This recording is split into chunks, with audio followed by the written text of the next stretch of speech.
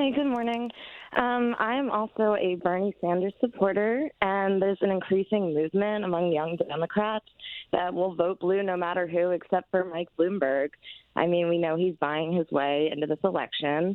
We know he's racist. We know he supported stop and frisk, and the leaked audio about it saying that you could just Xerox the description of the criminals and just pass it on. I mean, we don't want another racist, sexist billionaire in office. We're not going to be voting for the lesser of those two evils this time again.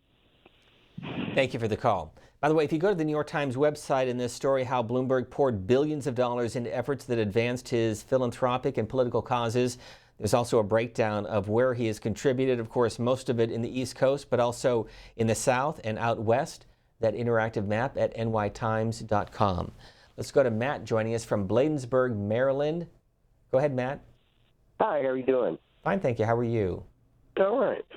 Listen, I was just wondering, it just seems crazy to me that, anyone is pushing Bloomberg. The news has done this, and that is why we're hearing so much about him. Yeah, he's gone up a little, but, I mean, Bernie is still in the lead. And my question would be to most people, why do we want anyone like that? Why do we want another sleazy billionaire? I mean, we don't need that anymore. Haven't we learned our lesson? But Bernie is in the lead, last I heard, and we're not hearing a lot about him.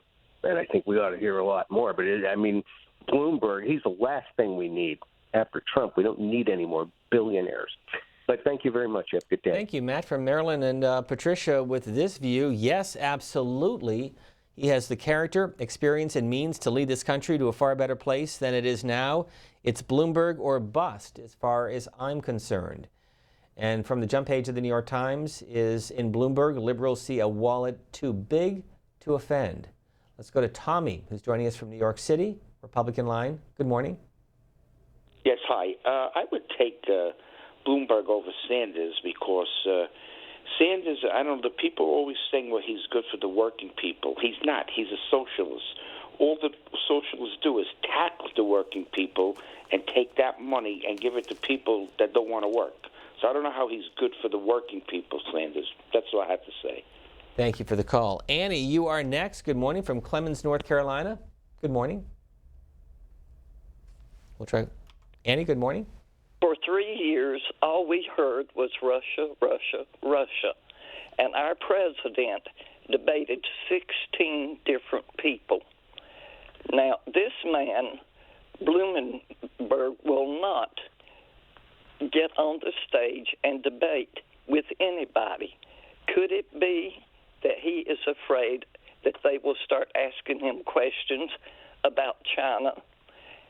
That is something that people need to think about. Well, and let me jump in because we want to deal with the facts here. The reason why he's not in the debates is he's not qualified under the DNC rules yet for the debates. That could change either this week in Nevada or next week in South Carolina. Well, the man knew he was going to run. Why did he not go ahead and, throw his hat in the race early enough to get into the debates? And I think that was kind of chicken on his part. But thank you for taking my call. And thank you. And this is another text message from Cindy, who is in Boston, saying, with regard to stop and frisk, Bloomberg wanted to make the neighborhood safe and get rid of the guns, but Trump wants to get rid of the minorities, and Bloomberg has apologized. Trump never apologizes for anything. By the way, in case you're interested, the New York Times takes a look at the top self-funders in presidential politics.